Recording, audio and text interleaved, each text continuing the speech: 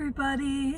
This is Roxanne Smith from Empathic Soul Angel Healing, and I just felt it was important to come on and talk to everybody because as you can see, I'm in my car, and that's because my husband is at home working, and I typically have the house to myself, and now I'm sharing it with my husband because of social isolation. But I'm feeling really grateful. He has a job. He's able to work at home, and so it's working. We're finding ways to make it work, and he's an introvert too, so we take turns getting out of the house and going for drives, and it's working out. But I feel so grateful. I realize that as a highly sensitive, intuitive empath who's overcome a lot, I know that there's a lot of you out there that feel vulnerable. And I even still feel a little vulnerable with my health. You know, I've overcome a lot. I used to have a weakened immune system and adrenal fatigue and food allergies, and I used to get every virus that came around, and now I'm a Reiki healer, and I'm able to and I forget sometimes I think, oh no, and then I'm like, wait a minute, I can, and I have had viruses where I've done Reiki on myself, and I've strengthened my immune system, and I've gotten through it a lot faster. Of course, you still gotta hydrate a lot and drink lemon water and really healthy, nourishing foods and all that stuff. But I know what it's like to feel vulnerable, and until now, I've just kind of been in shock with everything that's going on, and I haven't even felt like singing. I haven't even felt like getting, on camera at all. And so today I felt that nudge because yesterday, Tuesday, it was especially a lot of negativity from the collective. And I kind of knew that it was from the collective, and I was able to work through it. And I thought, well, that's lucky for me. I've done all this emotional healing that I can do that, and it just kind of felt like a download of guidance to, I'm in a great place to help others with this because of all the inner grief work and healing that I have done. And there's a lot of you out there who are just hiding and terrified and doing the best that you can, as we all are, of not, giving into this fear. If you are like me and you like to listen to a little bit of the news to know what's going on, but then you get really kind of terrified. I just want to be a voice of reassurance and a higher perspective of all this, because I've done a little bit of listening to both sides, the worst case scenarios of both sides, and even the conspiracy theories. I accidentally came upon some of that, and I had to put that aside too. So I just want to reassure all of you that if you're highly sensitive and you're an empath and you're really struggling with fear, to try to remember you are sensitive for a good reason, and that you came here to help. And it's okay if you can't help right now, if you are just trying to not get the virus and do all the things and stay in your home, and you've got hopefully you've got enough food, and you're just waiting this out. I just want to reassure you to try to there's a few exercises that I feel like will help. One of them is to notice that you're if you're in fear, you're probably breathing really shallowly. Like I noticed that I was one day, like if you listen to the news, you just kind of stop breathing. You just kind of, and you really need to take a stop once in a while and just breathe in love and breathe out love, and try to surround yourself with love and that higher vibration, which pretty much love dissolves fear. And if you can remember that, you are loved. You have guides and angels that are sending you love. It is there, but you have to open to receive it.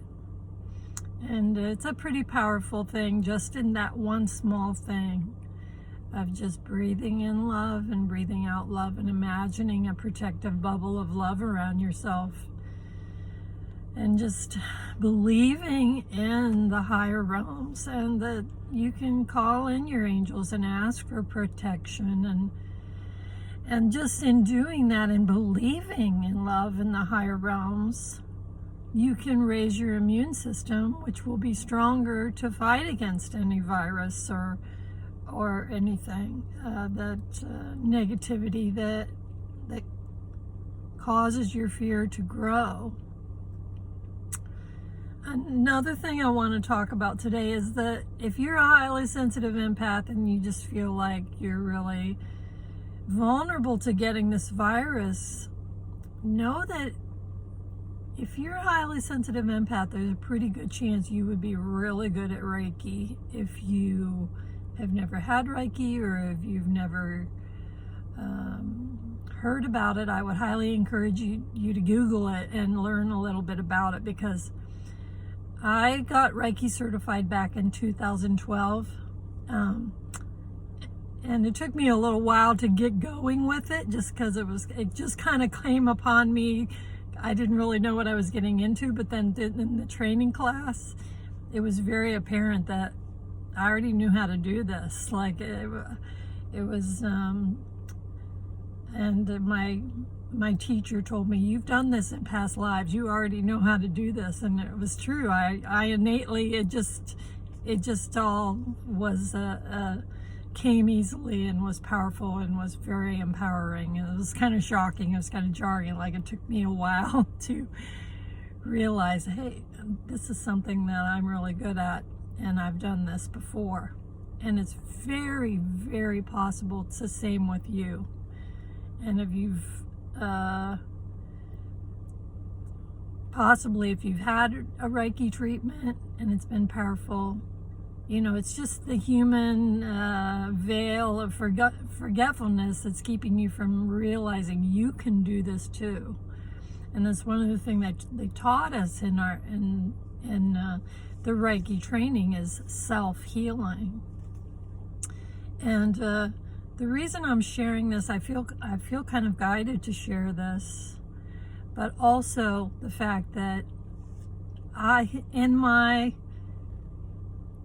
life, in that getting trained in 2012, I shared everything with my husband, who is an IT guy, but he's a sensitive guy and everything. But I taught him how to do it, and he just kind of picked it up and is good at it.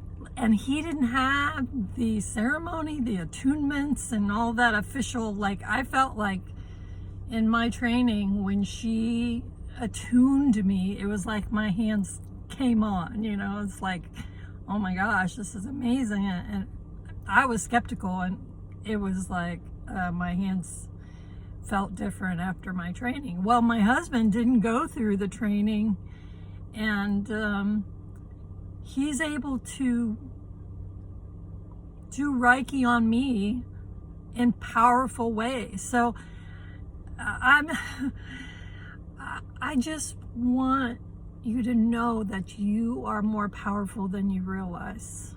I'm not saying go out and do Reiki without training. I'm saying for yourself. I'm saying that you can heal yourself in amazing ways with this Reiki energy healing, which is life force energy. That is basically the way I feel about it. Is God is love. Love is all healing, and you can tap into that love as universal life force energy. And this is something that for light workers and empaths, it's a gift that we have because we've done this before. And you have more power to heal yourself and raise your vibration and raise your immune system in ways you don't even realize. And I just want to empower you with that. Let me give a little example. Way back before I was spiritual, when my son was 1 year old, and let me think about that. That was probably 32 years ago. He was in the hospital. He was 1.5, and he had pneumonia. And it was just stuck in his lungs. And I was able to stay at the hospital with him at his bedside. And I remember visualizing his lungs clear and just sending positive, loving light to my child. And I had a lot of fear. I didn't know why this had happened to him. And I just naturally knew to do that. And I did it for a long time. I think I was praying too. Of course, you just, as a terrified mother. And he was a very active child, and he was just very still, and it was terrifying. But I just sent him love and light and prayers, and I visualized his lungs clear. And within a few hours, he coughed it all up, and somehow I knew that I had helped. And this was way back before anybody talked about Reiki or anything. And so it's just powerful. And I know that I did help him. But it was also, I feel like we have these life plans planned out for us, and that was planned for me. I can't go into all of that, but I do feel like I am led to things that help me to see I'm here to shine light and help others. And that was a little thing in my life that helped me to see that I could do this. And you can do this too. And this is my moment to share with you that if you can visualize yourself healthy, and those affirmations are so powerful. I am healthy, I am healing, and just say it every day, all the time, just constantly. Think of yourself as flowing. Think as negativity going out and positivity coming in. When I do Reiki, it's from my heart. Like, I feel like I have this unplenishable, it's just constant energy from heaven that's already in my heart. Other Reiki practitioners I talk to think of it as coming from heaven and down through their crown, and mine is already in my heart. And I feel like if you're a light worker, and you're a light worker, and you are a highly sensitive empath, and you're intuitive, and you're just feeling a lot of collective fear, and you're struggling to be at your full strength, and you're just awakening, just starting to believe in these things, and feeling really like, I'm afraid of getting sick. I can't help anybody else right now. That's okay. I'm here to empower you for your own personal health, to try to stay positive and in a place of love, and believing in the angels, believing that they're there. And maybe you can't communicate with them yet. Maybe you can't hear them. But if you resonate with me, I'm telling you, I know that they're there, because I can hear them. I've channeled them, and years ago I couldn't. And it takes time, and give yourself time, and give yourself patience and kindness and love and all the things that maybe you didn't get in your childhood that may be coming up to the surface, all your fears. I know I had the mumps at age 5, and I used to get really triggered whenever I got ill because I didn't have the care that I needed. I didn't. And so I had PTSD about whenever I would get sick. And so here I am feeling really strong about, I'm not feeling vulnerable about the virus like I would have in the past. And